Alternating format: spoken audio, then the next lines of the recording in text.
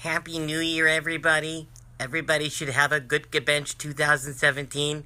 It is time for another episode of Gimme Some Torah.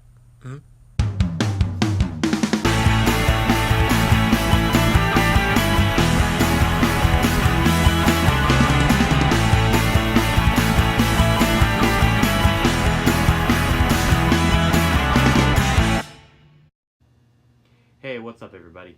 The Torah portion this week is Vayigash, and today we're going to look at Genesis, chapter 45, verses 1 through 3. This is when Joseph finally reveals his true identity to his brothers, who have come to the land of Egypt to buy food from the man they think is the viceroy of the nation. At the moment of his big reveal, Joseph says, "I am Joseph. Is my father still alive?"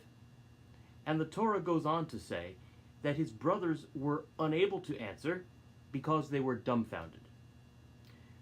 Rashi, in his commentary, says that they were rendered speechless because they were deeply ashamed of what they had done. Anyone who has experienced significant shame knows that such an emotion can indeed impair or confiscate the power of human speech. In the Talmud, we read that Rabbi Elazar would cry every time he would read verse 45:3. Weeping, he would say to himself, Joseph's brothers were unable to withstand the power of a human rebuke. So how will we be able to survive the rebuke of the Holy One?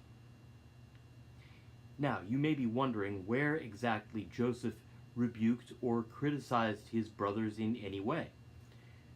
Rabbi Baruch Epstein, also known as the Torah Temima, an early 20th century scholar, says that the simple question, "Is my father still alive?"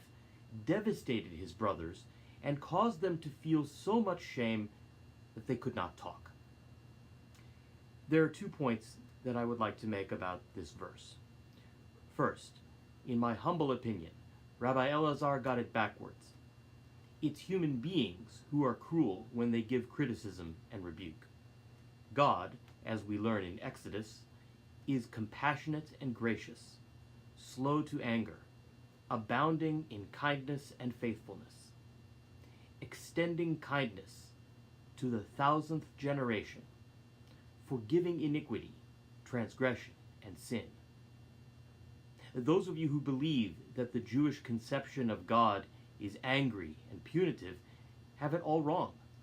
The idea of a loving God, a God who cares about human beings, is in fact the foundation of the Torah. Second, this verse teaches us how to give an effective rebuke to those who need or deserve it. If you have to criticize someone, the best rebuke is the shortest one. Reading someone the Riot Act is simply not effective because it generally makes people defensive and unwilling to listen. Instead, the best way to rebuke people is to ask a question that causes them to criticize themselves. That is exactly what Joseph did when he said, "Is my father still alive?" And that's all for now. I'm Rabbi Eli Garfinkel.